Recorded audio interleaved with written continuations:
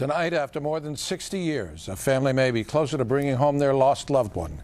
Jay Korf is here with more on the search for the men who died on a classified mission. Jay? Well, Gordon, Lost in Antarctica is a story of sorrow that may soon turn into a mission of recovery.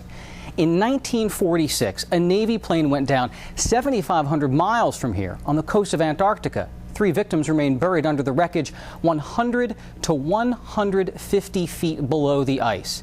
Now those sailors, after all these years and all of that heartache, could come home. It's a place where you can come and reflect. When Rich Lopez of Maryland, I think he really longed to have him back, and his brother Ted of Virginia visit the war memorials in Washington, they think of their Uncle Max, whose tale of tragedy has inspired a story of hope. We're at the cusp of something great. In 1946, Ensign Lopez was aboard Mariner George I, a Navy seaplane flying classified mapping expeditions in Antarctica. Crew members look out. No shadow of coming disaster troubles their young faces.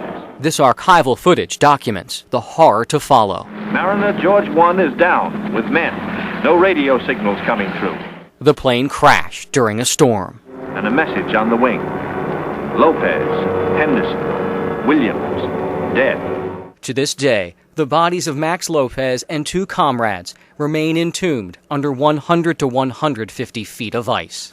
We had to wear oxygen masks. Gene Litz, at the age of 20, navigated a plane through treacherous conditions to rescue the surviving sailors. I wouldn't have missed it for the world, but I wouldn't do it again for $1 million. For 61 years, the Navy has said it is too dangerous to recover those men left behind. They hope that if they give the ultimate sacrifice, that they'll be returned to their loved ones one day and not left behind. But technology may heal more than a half-century of heartache.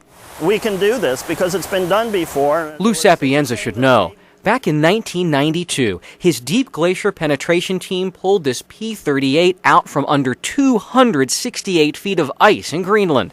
Now he's ready to trek to the coldest place on the planet to release 3 heroes from their polar graves, thereby easing generations of grief. I couldn't ask for anything more. It's a very overwhelming feeling. The Navy tells us a decision to fund this mission could be made at any time. For loved ones, those homecomings are long overdue. I know I'll be talking to my dad up in heaven saying that he's home. If approval is given, the expedition team hopes to survey this site in the winter and bring the men home the following year.